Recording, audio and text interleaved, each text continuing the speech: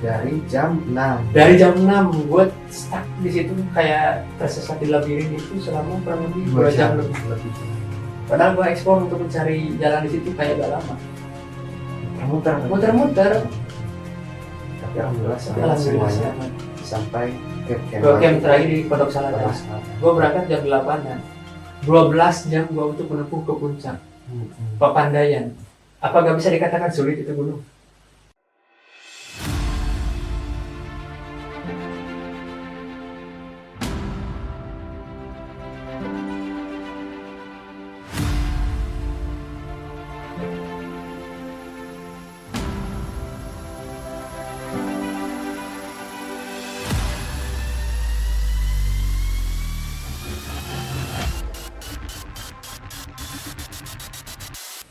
Assalamualaikum warahmatullahi wabarakatuh. Salam lestari. Kembali lagi bersama saya Gojil di Mata Pala Indonesia. Di sini saya tidak sendirian, biasa masih ditemani oleh Mas Kobra Petualang. Halo. Silakan ngopi dulu Mas. Oke, ya, makasih. Kopi Prabu. Bingung banget ya. Gimana Mas? Gunung Pin, wisata Gunung Pin? Mungkin, alhamdulillah, Sujil ada perkembangan meskipun nggak terlalu pesat ya karena ini swadaya bersama masyarakat. Kemarin juga alhamdulillah ya hari Minggu sempat gotong royong di tanjakan yang dianggap curam di situ menuju akses ke Gunung Pin, namanya itu di Cisurupan. Itu agak apa ya rentan, jadi melakukan apa ya permajaan lah. Apalagi kemarin kan habis hujan. Ya habis hujan, terus banyak juga yang bekas lalu lalang Agustusan kemarin. Berarti gotong royong ya Ya gotong royong kemarin. Nah Mas Kobra, barusan saya dengar Cisurupan. Cisurupan itu ada jalan, nama jalan sih. Nama jalan itu.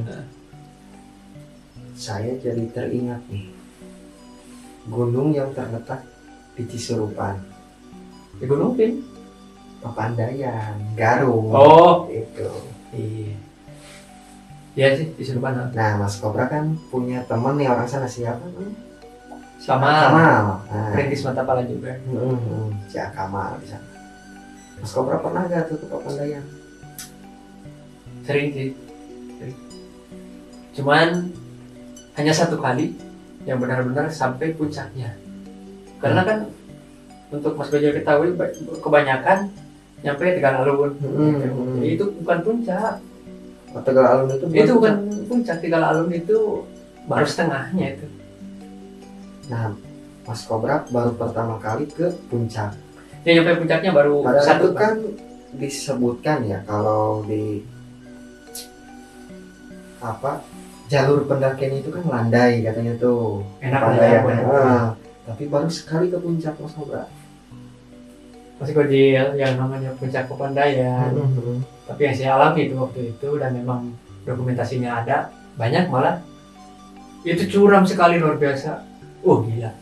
Memang kalau dari bawah Camp Dapi sampai apa ya yang tempat campground tuh Pondok Salada. Pondok Salada. Pondok Salada itu enak ya, jadi istilahnya kalau kita mau family terus bawa anak juga yang umur 8 tahunan lah ke atas gitu. Masih bisa lah. Oke lah gitu. Sampai kawah. Ya, gitu. nah ke kawah cuman hati-hati belerangnya aja. Itu yang dari Tegal Alun yang mau sampai ke puncak itu saya dulu kalau nggak salah melewati 3 punggungan bukitan lagi dengan yang kondisi jalan yang luar biasa gila. Ya menurut gue ya hitungan di Jawa Barat itu yang medan seperti itu udah luar biasa. Oh berarti ada lagi itu. Ada lagi. Posisinya ini bocoran puncaknya ke bagian belum ya, kalau yang sudah ya oke. Bagian belum itu posisinya puncak Papandayan itu yang di atas kawahnya. Tebingan itu di puncak. Nah, jadi kita mikir kita tebing kawah langsung. Tuh. Nah, ada pengalaman apa tuh Mas Kobra? Pas pendakian itu. Luar biasa, bukannya itu gua anggap bisa dikatakan itu pendakian ekstrim waktu itu. Meski maaf bukannya kita apa ya menyepelekan Papandayan gitu, tapi kan kita bandingannya dengan gunung yang kayak Kerinci Rinjani gitu kan. Jadi yang anggapan buat wisata kan, teman wisata landai, alam, gitu. jalurnya landai. Ternyata sampai puncak anjrit, itu fisik mental segala macam. Gua berangkat dari Pondok Salada itu jam 8 pagi. Gua waktu itu 3 hari 2 malam. 3 hari 2 malam. Ya, sampai lagi ke camp itu nyaris 12 jam. Gila, 12 jam. Itu cuma memang ada kepotong beberapa waktu kita di dunia lain sih. Nah, gimana tuh ceritanya? Seru-seru nih kayaknya.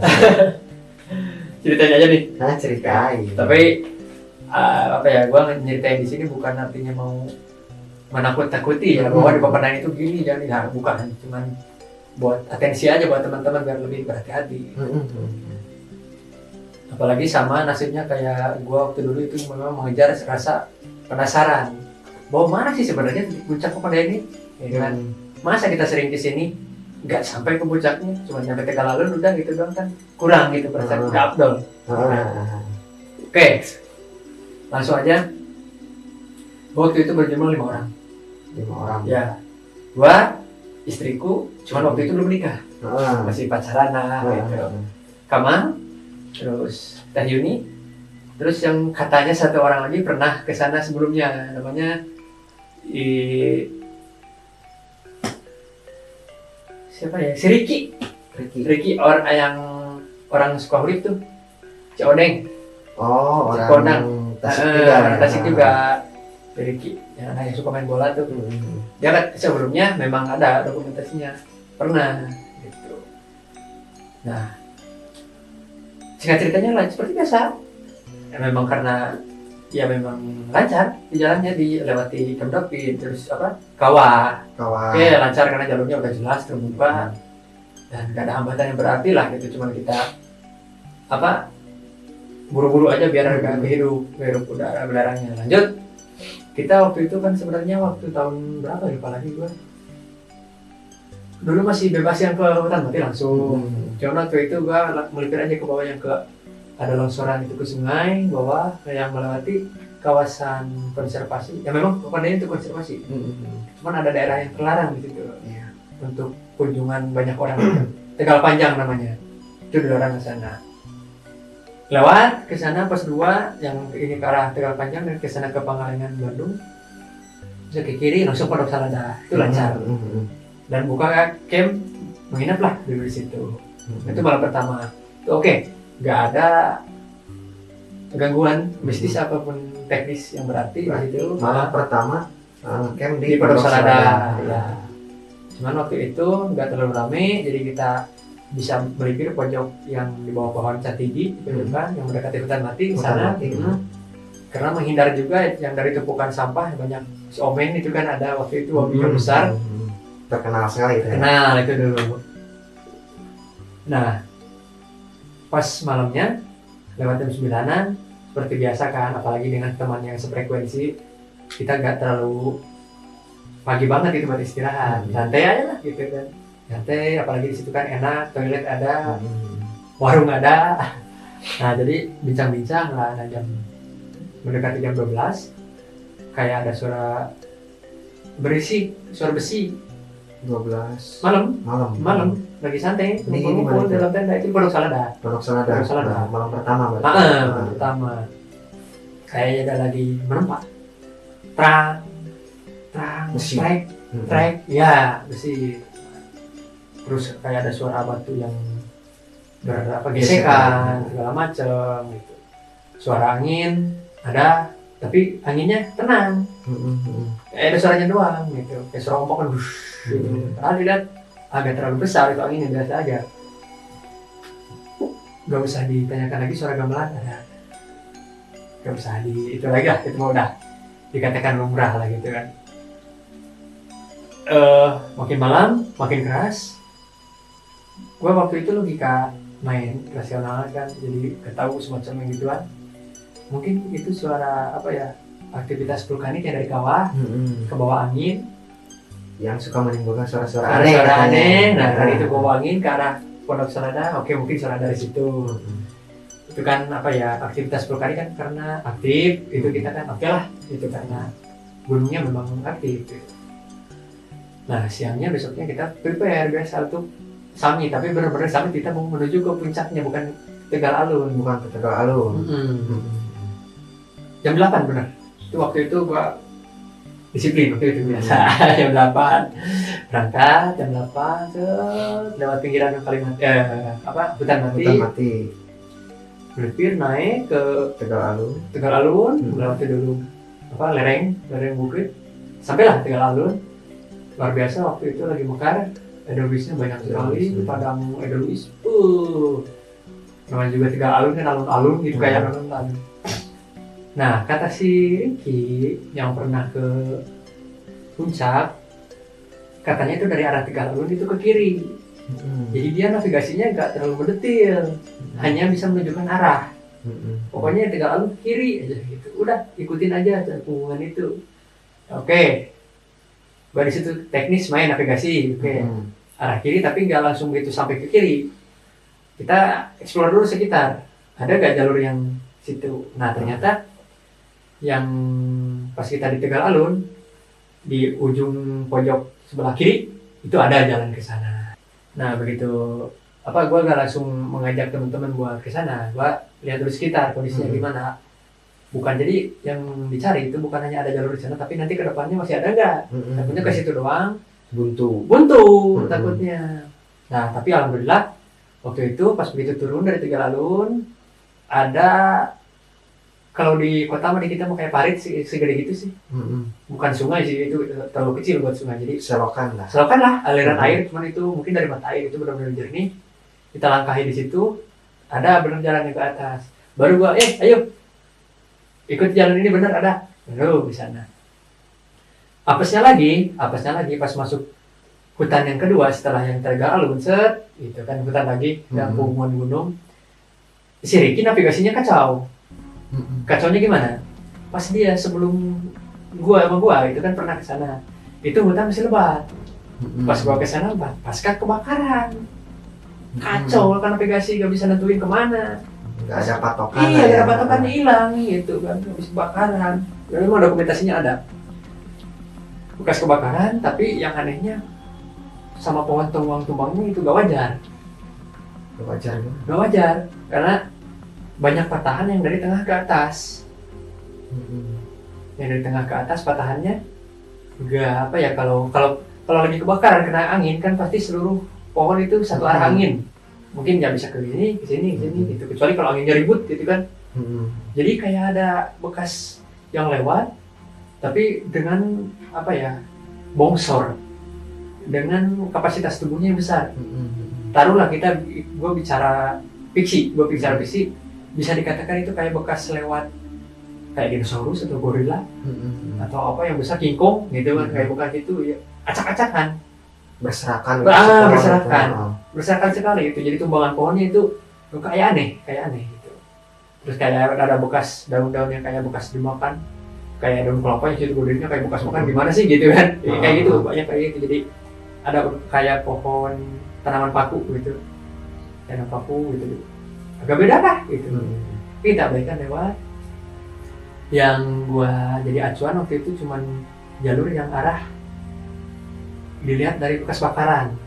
Jadi kalau bekas bakaran pinggir-pinggirnya kan nggak ada tapak-tapak, pasti berarti kan banyak debu-debu hitam di pinggirnya. Nah yang kosong ini yang ada berarti itu kayaknya bekas jalan. Karena jalan nggak ada tumbuhan atau itu jarang kebakar kan, jalan nggak kebakar tanah. Nah gue ikutin itu aja, paling cuma kepotong pohon tumbang. Gue cek setelah pohon tumbangnya ada lagi sambung lagi jalur lagi gitu, udah gitu aja. Terus yang jadi patokan terus aja gue ke arah kiri, jadi gak ngambil ke kanan, ke arah kiri aja gitu. Jadi gue pikir ini kan dari Tegal Alun ke arah kiri, mentok-mentoknya kalau gue nyasar ke kiri turun lagi pasti itu ke Garut atau ke arah parkiran, karena ke arah kawah karena gitu kan, mentok-mentok kalau nyasar gitu. Gue ikutin aja gitu. Pas cerita langsung maju dan gue menemukan ada langsung jurang tebing. Kita lewat tebing dengan jalan cuma seukuran meja ini, tebing, dokumentasinya ada, kirinya langsung lurus tuh jurang, ya mungkin itu langsung ke bawah karena waktu itu kabut jam berapa itu udah mulai siangan jam 1-an lah. Tapi kabut tebal banget waktu itu. Jadi kemarin kan cerah lumayan, angin juga tenang. Nah pas hari yang keduanya itu kabut tebal, angin ada cuman nggak terlalu badai gitu. Cuman ya itu yang jadi kendala gua itu kabut, karena untuk navigasi terbatas gitu. Sulit ya. Sulit, gua mau menentukan titik yang paling ujungnya juga susah. Lewat aja ngikutin yang itu, ternyata makin sana makin jelas ya memang itu mungkin jalur yang benar, jalur besar, lewat ada untungnya juga, ada kabut. Kalau nggak ada kabut, kelihatan lurusnya juga.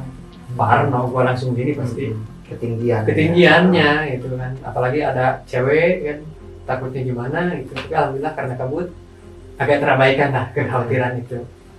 Lanjut lewat masih keadaan pohon yang mencekam sekali, jadi kayak bekas bakaran, di tengah-tengahnya kabut. Wah, mistis banget di situ. Nah, yang anehnya yang pas pengumuman yang ketiga agak nanjak, banyak tanaman yang gua agak kenal spesiesnya, pohon yang terbakarnya itu tinggal yang besar-besarnya. Nah, pas di balik pohon itu agak mulai serean, bisa dikatakan asaran lah lebih. Itu kayak ada yang ngintip di tiap pohon yang besar itu. Lewat sini ada pohon yang terbakar di sini, mulia kan. Biasanya kalau kita merasakan energi sesuatu, ya kan, pasti paham. Kita pengen terpaku aja lihat itu, kayaknya ada, memang benar ada, gitu. Lanjut lagi ada pohon yang sebelah kiri terpaku di situ. Ini lagi ada bayangan hitam lagi. Sosoknya nggak kelihatan. Hitam ya. Hitam. Karena kalau pohon itu kan lurus, yang bekas bakarnya itu lurus. Jarang yang di tengah-tengah ada bulat, kayak kepala aja udah gini, mau bulat kepala gitu. Gue nggak bahas di situ sama teman-teman, takutnya ya bikin kepanikan, apalagi di situ jurang, takutnya gimana. Lanjut aja di satu pas bukitan ketiga itu sampai puncaknya, tapi bukan puncak itu, cuma puncak bukitannya. Masih itu mulai terbuka, masih kabut, cuman yang bakaran udah mulai habis. Di situ break dulu. Nah, pas break dulu di situ, kita kan yang orang di sebelah sana ada lagi bayangan dulu sama. Tapi semua orang itu menyadari nggak ada, tapi nggak pada ngobrol kan. Cuman yang cewek pegang itu aja rumput, nahan ketakutannya gitu. Terus gue juga bisa mendengar dibawa ngobrol dia ajak bicara, dibawa bicara santai aja, jangan dihiraukan gitu kan, dibawa enjoy lah gitu. Alhamdulillah kita begitu memutuskan untuk yuk makan lagi, ya ada lagi. Pas lewat yang rest ya, waktu itu waktu kita istirahat, pohon tumbang banyak menghalangi. Gua sama Kamal ya mau tidak mau menyingkirkan, alhamdulillah kebuka jalur, sampailah ada pelang benar-benar tulisannya Puncak Papandayan dari kayu persis warnanya ini. Oh, berarti di sana juga ada tanda puncak. Ada tanda puncaknya. Ternyata inilah yang dicari gua. Dengan jalan yang buset, dan memang di situ alhamdulillahnya gak banyak sampah. Ya mungkin karena jarang orang ke sana mungkin ya. Dari tadi juga kan di jalur banyak itu kan nggak bisa lewat gitu kan. Makanya Mas Kobra tadi sama Akamal buka jalur gitu kan. Berarti Mas Kobra itu hari kedua. Bermalam di mana ya gitu, ngecamp? Bermalam di tempat tenda biasa. Di puncak. Ya. Bukan ya di Pondok Salada. Berarti turun lagi karena gak bawa peralatan camp. Pikir gua kan cuman lalu dekat, jadi cuma dibawa logistik secukupnya. Jadi kompor buat ngopi, terus paling buat masak mie instan gitu kan, nggak masak yang berat itu. Udah itu aja.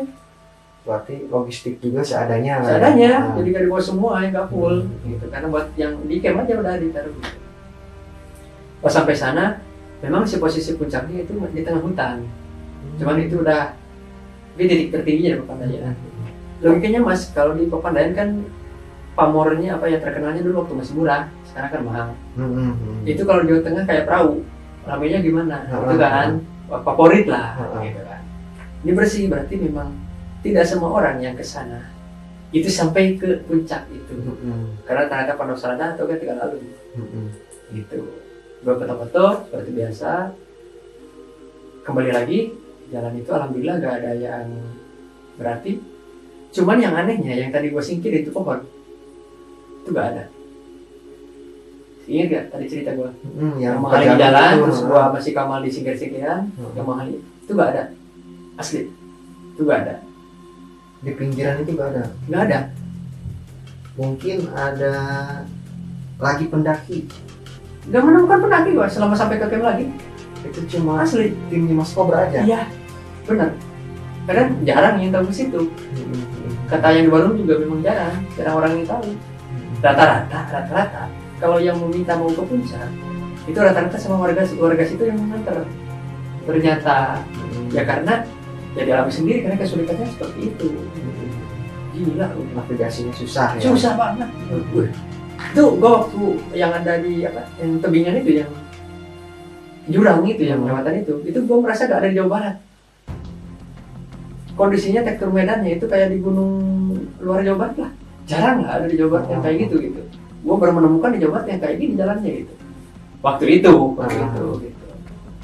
Gila gue bilang. Kalau singkatnya kembali, ini pertanyaan sepanjang jalan gue itu pohon kemana nih? Gue benar-benar bukan mimpi atau apa, tadi menyingkirkan pohon masih kamar. Yang lain teman-temannya sih, itu kemana? Tapi it's okay, gue abaikan waktu itu gak dibahas lewat-lewat. Udah menyusulan mau maghrib. Pas di gunungan yang pertama dari pas berangkat itu, jadi kita terakhir sebelum Tegalalun, di situ ada maghrib. Ada maghrib tapi kita gak berhenti. Istirahat, gue lanjut. Karena kan posisi kabutnya gak hilang-hilang. Ditambah udah gelap. Dan Mas Gojil waktu itu kita gak ada yang bawa penerangan. Karena ya kirain dekat. Kita berangkatnya pun masih pagi. Ya masa kan sampai 6 jam lebih gitu ke puncak yang sekelas Mas Papandayan gitu, gak bakal jauh gitu. Ternyata gue mau maghrib itu masih di situ. Itu jauh banget ya, Mas. Kan Papandayan itu 2026 lah. 26 berapa ya? 26 berapa ya? 265, 269 ya, tapi mungkin kan jalannya boleh pergi muter. Kayak dari Tegalalun aja itu setengahnya lagi kayak lagi turun lagi gitu. Kalau lurus lah. Atau enggak jalannya terbukanya kayak yang di kawah aja enak gitu kan. Kan bisa cepet. Ini kan, wah, jadi lu fotonya ada. Nanti gua sedikit fotonya ada mungkin. Dokumentasinya asli. Nah itu gua ini kok selama ini gitu kita berjalan melewati perbukitan itu. Apakah memang kita ritme slow atau apakah memang sulit gitu. Cuman memang waktu itu nggak terlalu banyak foto-foto stay. Oh enggak, kita begitu krek bangkat gitu. Karena nggak tahu kan gitu. Nah jadi karena ketidaktahuan gua waktu itu jadi ritme malah cepat gitu. Tapi kenapa jadi selama itu gitu kan? Apalagi kalau gua udah tahu mungkin bisa lebih dari itu kan gitu kan. Nah singkat ceritanya waktu itu keanehan yang dilewati waktu di hutan yang aneh itu hanya sampai gitu.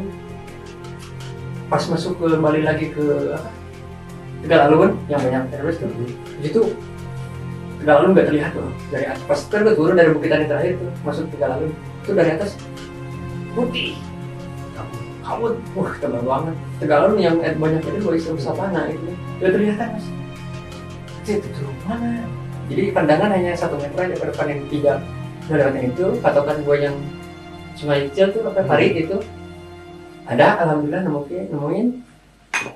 Dicari yang buat nyebrangnya, bekas yang tadi nyebrang gue dicari.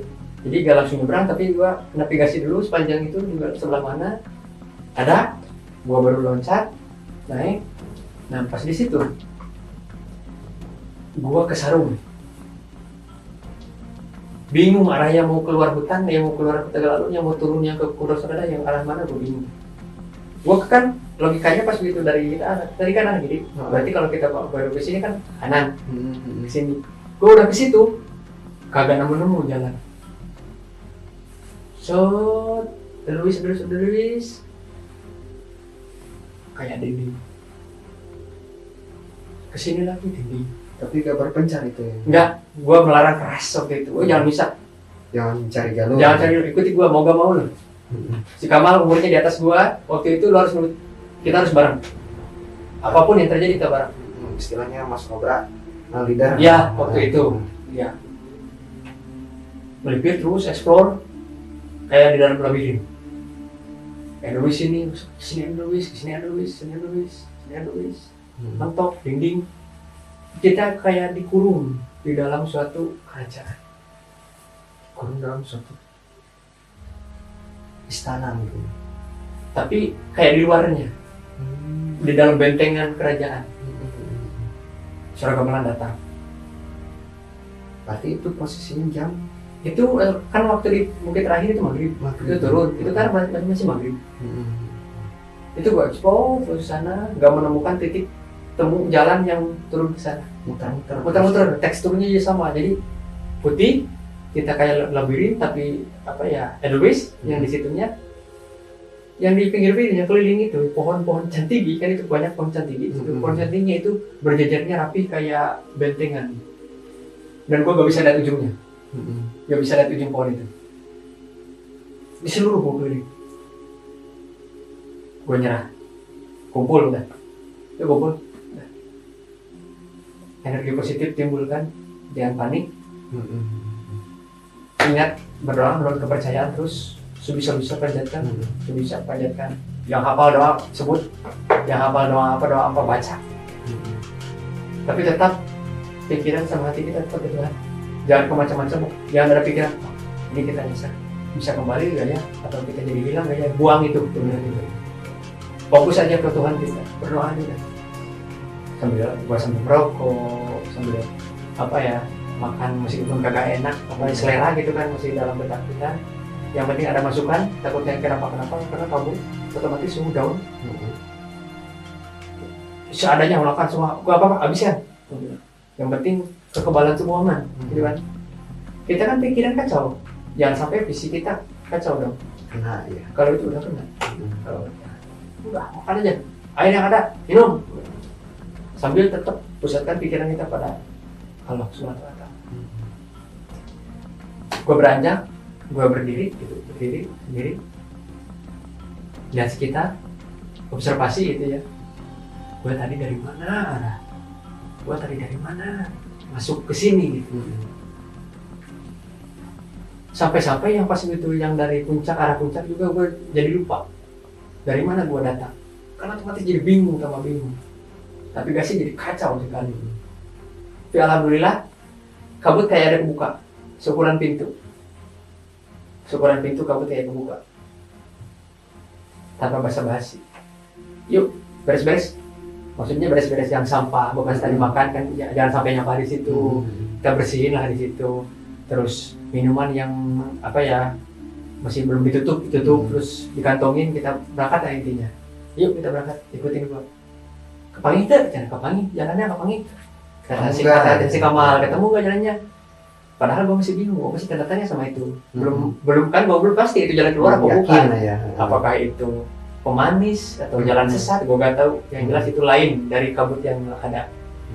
Gue ambil keputusan karena sosok leader itu mau salah mau benar itu harus ada keputusan.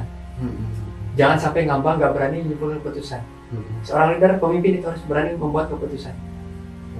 Ambil resiko gak apa-apa. Salah bisa dievaluasi. Resiko kita tanggung bersama, itu kan. Gue waktu itu udah ketemu jalannya aman, ada alhamdulillah berkat kita berdoa, ada. Gue sampai gitu, padahal gue belum tahu itu. Di situ ikut benar alhamdulillah nemu yang pohon cantigi yang agak pendek, terus ada yang tulisan Tegal Alun Plang. Itu jadi patokan gua. Dia masih Tegal Alun, cuman ada Plang. Ketemu Plang itu, kalau udah ketemu Plang itu gua hafal. Arahnya kemana? Jadi dari Plang itu serong kanan. Langsung nurunin bukit Tegal Alun. Baru hutan mati. Benar alhamdulillah itu hutan mati alhamdulillah. Kalau dari hutan mati, oke dong. Langsung Pondok Salada. Alhamdulillah gua kembali ke tenda pukul 8:20. Gue ingat. Dari jam 6. Dari jam 6 gue stuck di situ kayak tersesat di labirin itu selama kurang lebih 2 jam lebih. Padahal gue eksplor untuk mencari jalan di situ kayak gak lama. Muter-muter. Tapi alhamdulillah semuanya sampai ke camp terakhir di Pondok Salada. Gue berangkat jam 8-an. 12 jam gua untuk menempuh ke puncak Papandayan. Apa gak bisa dikatakan sulit itu gunung? Jangan anggap remeh Papandayan. Meskipun 12 ya, jam. notabene tadi cuma 2.600 Iya. ya. Untuk bandingan untuk Rinjani, puncak jam 1. Berangkat jam 1 lah dari Pelawangan Sembalun. Itu kalau kurang lebih jam 7 udah nyampe puncak. Turun lagi jam 11-an gak sampai duhur pun udah di Pelawangan lagi. Kalau turun kan katanya cepat gitu. Iya. Bisa jadi kalau nggak banyak foto-foto di atas ya jam 7 nyampe, itu jam 9-an jam 10 udah di atas. Papandayan 12 jam gitu. Gila. Papandayan untuk perhatian, hati-hati kalau mau tahu puncaknya sebenarnya. Navigasi harus benar-benar dikuasai, fisik dan mental harus benar-benar kita mampu mengontrol. Seperti itu Mas Gojil. Dan gue yang makin merindingnya Papandayan. Padahal ya awalnya kita menganggap Papandayan biasa aja sih gitu. Memang gunung gak diremehkan, cuman kelas ketakutannya itu overall biasa lah gitu kan. Pas gue turun di Camp David di warung yang dekat base camp, mau ngobrol-ngobrol udah tua sosoknya, gue ceritain gak apa-apa. Gue karena udah di situ udah parkiran, oke dah ada apa-apa naik motor cabut kan gitu. Gue berani cerita apa itu, udah merasa aman. Jadi itu gue ke Pondok Salada, tidur istirahat, besoknya baru turun, jadi gak langsung turun, jadi gue 3 hari 2 malam. Waktu itu masih murah, nggak kena cas per hari waktu itu. Berarti paginya turun. Iya. Turun. Dan turunnya waktu itu lewat hutan mati. Nah, jika ceritanya kembali lagi yang tadi tanya gue pasti udah turun di warung, gue tanyain kejadian yang bermula malam pertama sampai kejadian yang di atas. Ketawa lo dia. Si kampret malah senyum. Yang ditanya Si bapak-bapak di warung itu. Wah, katanya. Nemu yang itu katanya. Ya, panggil gitu katanya. Mohon ya kan? Iya. Emang kumaha gitu kan? Emang kenapa? Emang kenapa gitu. Evaluasi kan di situ sama teman-teman juga sambil biar tahu informasinya sebenarnya gimana. Ternyata begini Mas Ijal. Bejaan ya simkuring. Kurang bejaan. Emang gua dikasih tahu ya. Papandayan teh silsilahna ngarana tina pandai. Papandayan dari pandai. Jadi asal mulanya Papandayan itu kan dari pandai besi. Itu jadi banyak cenah loba warga Cisurupan, tadi disebutkan Cisurupan. Jadi banyak warga Cisurupan, warga setempat yang di bawah jauh di Papandayan itu sering mendengar suara pandai besi. Maka itu dari zaman dulu sebelum letusan yang tahun 1772 kalau nggak salah katanya. Berarti itu udah biasa. Udah lama. Dan karena sering mendengar hal itu sebelum letusan, tahun mana kita belum ada, dinamakanlah itu Papandayan. Pantas gue bilang, pantas gue mendengar suara waktu malam pertama itu yang besi itu, karena bukan suaranya kebawangin atau gimana, ya memang itulah Papandayan, mungkin seperti itu Mas Bajil. Tapi logika masih main ya, karena banyak secara logika pun yang ilmuwan yang memaparkan bahwa ya memang itu aktivitas vulkanik yang mungkin itu suara-suara dari katanya gitu. Nah, yang paling gua makin susah lagi untuk move on dari cerita ini gitu. Tahun 2006 Pak katanya. Kan gua belasan kesini naik, lupa lagi gua tanggalnya tahunnya lupa lagi. Tahun 2006 itu pernah warga Garut pernah geger oleh kejadian yang ada di Papandayan. Pernah baca gak? Belum ya? Belum. Kejadian apa itu? Papandayan tahun 2006 itu gunung Papandayan ya Guru Garut sempat heboh. Segarut ditemukan tapak kaki kayak raksasa, diameter hampir nyaris 6 meteran lah kurang lebih. Di sekitaran katanya dari puncak kayaknya turun dari arah tapaknya, karena ada memang warga katanya bener kata si bekasnya bener, makanya heboh melihat benar-benar melihat, dan itu nyata bukan goib, melihat ada tapak kaki dengan panjangnya nyaris 6 meter, bukan hanya satu, itu kayak tapak-tapak langkah panjang. Ujungnya dekat kolam yang Camp David, ada pemandian kan, tahu? Pernah kan di Camp David? Di pemandian di situ, itu berakhirnya tapak kaki itu hilangnya di situ. Ujungnya. Tapi kan entah kemana dari situ, nggak ada. Cek lagi di sekitar nggak ada kelanjutan tapaknya. Itu mas, gua kan langsung nyontak pas mau ke puncak. Pantesan kayak yang di hutan. Yang di hutan itu, kebakaran yang bekas itu. kebakaran, kayak yang antah berantah, kayak bekas lewat apa, gua kan Kerusakan gitu. gitu. Iya. Gua langsung mikir, apakah itu lewat gitu. Kalau memang benar itu adanya, itu apakah mau binatang, mau yang sosok makhluk apa itu gua nggak tahu. Itu untungnya kalau ada di situ, waktu itu gua di situ, wah habis itu. Kalau benar ada loh ya. Tapi kita mau bicara hoak atau gimana? Warga kan tahun 2006 tuh sempat itu karena geger sempat heboh, saksian bener. Dan memang kondisi waktu itu di hutan itu ya seperti itu. Kan ya kita logikanya kalau memang ada makhluk yang sebesar itu, secara fisiknya ada, ya pasti hutannya gitu. Kalau gak gitu mau ngumpet di mana dia segede gitu. Tapaknya juga 6 meter. Mau ngumpet gimana? Buat kelangsungan makannya juga kan gimana? Pasti ada tanda-tandanya lah. Ya gak mungkin makan yang goib.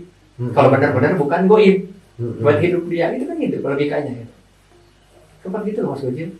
Di Pepandayan dong. Ada lagi tuh loh hati-hati.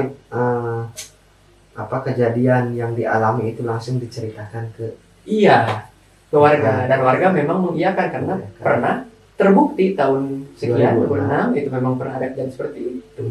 Tapi itu entah apa gitu ya. Entah apa itu warga sana pun ya nggak bisa mengidentifikasi kan hewan apa atau makhluk apa nggak bisa. Tapi sempat ada yang berasumsi katanya kalau di luar negeri bisa disebutkan kayak Bigfoot. Jadi semacam ya kayak King Kong lah gitu. Besar gitu. Jadi makhluk yang menyerupai orang hutan cuman dengan ukurannya luar biasa. Bigfoot kan di luar negeri. Bisa lah dicari ada Bigfoot ya. Mempercayai itu. Cuman kan Allah alam yang di kita itu apa? Mungkin ada nama lain selain Bigfoot gitu atau apa Big Mom atau apa. Gitu. Maksudnya itu yang gua alami di Pepandayan. Dan sekali lagi gue ingatkan bukan maksud menakut-nakuti dan bukan mengarang. Gue dokumentasinya ada dan orang-orang yang ikut gue juga masih ada, bisa ditanyakan langsung keasliannya gitu. Nah mungkin bisa diambil kesimpulan ya dari cerita Mas Kobra pengalaman pendakian ke Pepandayan. Jadi teman-teman para pendaki jangan melihat tinggi atau rendahnya betul. suatu gunung ya. Itu pasti mau tinggi mau pendek, gunung itu pasti ada jalurnya tersendiri, kesulitan tersendiri. Mungkin kayak gitu ya Mas Kobra. Betul. Nah dan bagi teman-teman juga khususnya para pendaki,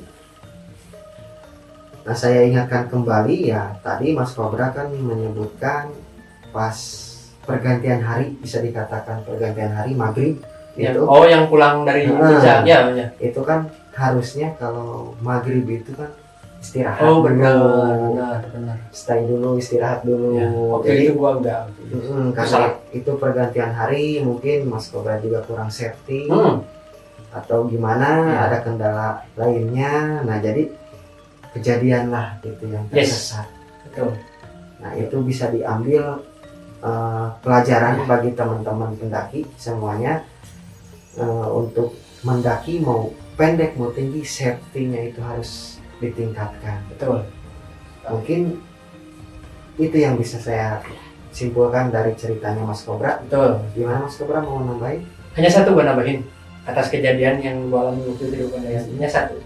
Apapun kondisinya, apapun kesulitan yang kamu hadapi, bagaimanapun terpuruknya hidupmu di ambang kematian bisa dikatakan atau sulit lah. Jangan lupa pada Tuhanmu, udah itu aja.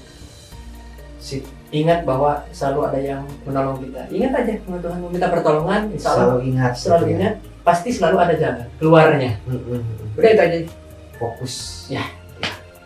Ya mungkin sekian dulu teman-teman. Silakan ambil yang positifnya, pelajarannya tadi dari kesalahan Mas Kobra dan tim, mungkin bisa diambil pelajarannya bagi teman-teman supaya lebih berhati-hati lagi dan safety lagi di dalam melakukan pendakian. Terima kasih semuanya. Salam rimba, Salam lestari. Mata Pala Indonesia. Play safety or die slowly. Assalamualaikum warahmatullahi wabarakatuh.